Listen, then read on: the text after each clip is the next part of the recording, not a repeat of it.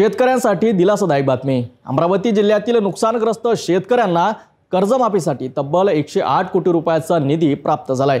जिल्ह्यातील 95 मंडळांमधील सुमारे 1,60,000 शेतकऱ्यांसाठी हा निधी मंजूर झाला असून पंचनाम्याचे काम युद्ध पातळीवर सुरू आहे।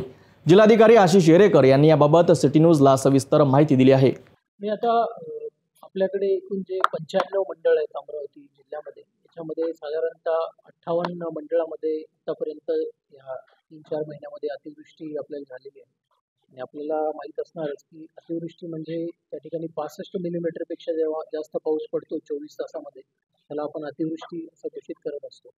आणि शासनाचे जे निकष आहेत SDRFचे, त्यानुसार आपण पंचनामे केलेले आहेत। आपल्याला नुकतीच जुलै आणि ऑगस्ट या 2 महिन्यासाठी एक साधारणतः 1,60,000 शेतकऱ्यांसाठी 108 कोटी रुपये हे शासनाकडून त्या ठिकाणी मंजूर झालेले आहेत। साधारणतः 23 तारखेला तो GR आपल्याला प्राप्त झाला होता आणि आपण तात्काळ त्या GR वर कारवाई चालू केलेली आहे।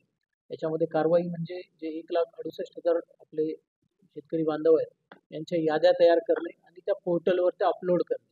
तर आज माझ्याकडे जे दुपारी मी आढावा घेतला होता, तर साधारणतः 1,60,000 पैकी आम्ही 1,10,000 पर्यंत याद्या ह्या अपलोड केलेल्या आहेत। उर्वरित पण याद्या 1-2-3 दिवसामध्ये आमच्या अपलोड होतील आणि त्याच्यानंतर मग शेतकऱ्यांना त्यांचे जे पंचनाम्यानुसार त्यांना जी मदत आहे, जी 108 कोटी शासनाच्या माध्यमातून आपल्याला मिळालेली आहे, ती त्यांच्या खात्यावर वर्ग होण्यास सुरुवात होईल। अमरावती जिल्ह्यातील शेतकऱ्यांना कर्जमाफीसाठी शासनाकडून 108 कोटी रुपयाचा निधी उपलब्ध झाला आहे।